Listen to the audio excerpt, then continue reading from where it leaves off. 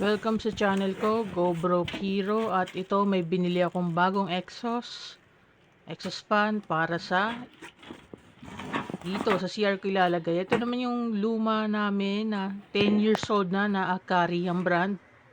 10 years old na exhaust fan ito, nasira na siya. So 10 taon siyang nasa CR.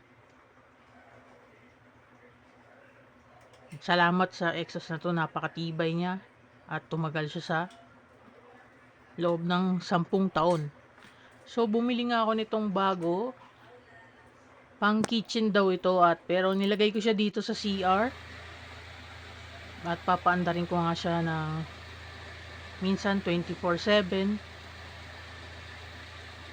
Pero tignan natin kung tatagal nga siya, at binili ko to December 2024 at nagkakahalaga siya, o yung presyo niya ay nasa 877 o 880 na lang pesos, kasama na yung shipping. Malakas naman siya, napakalakas ng buga niya. Pero tignan natin kung pwede siyang gamitin ng katulad nitong Akari exhaust fan talaga to.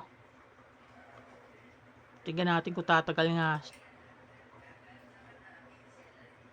Tapos ano pa bang meron dito sa fan na to? Bakal siya lahat. Kinabit ko siya, zip tie lang, cable tie lang dyan sa grills. Pero napakalakas nga niya, yun ang maganda sa kanya. Yung link nito nandyan sa description kung gusto niyo bumili ng ganito din.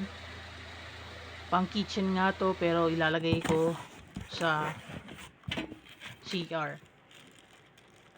So nakita ko na to, gumamit kami nito dati nung nasa apartment pa ako, estudyante pa. At dun sa apartment namin, ginagamit ka namin to sa kusina. Kasi sobrang lapit dun sa nilulutuan naming electric stove.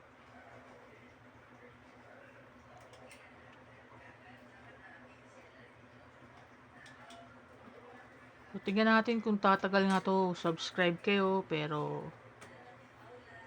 yan, sana tumagal. Yung size pala nito ay size na binili ko ay 10 inches. So, maraming sizes pa ito. May mas maliit, pero ito yung pangalawa na available. So, check nyo na lang sa link kung ano yung kailangan nyo para mabili nyo yung sa tamang size na kailangan nyo.